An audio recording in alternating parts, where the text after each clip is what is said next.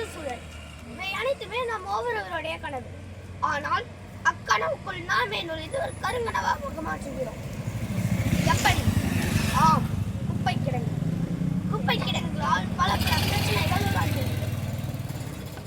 மோசமான துர்நாற்றம், சுகாதாரமற்ற சூழல், ஈக்கள், கொசுக்கள், எலிகள், ஏன் தெருநாய்கள் கூட பெருகி நோய்களை பரப்புகின்றது.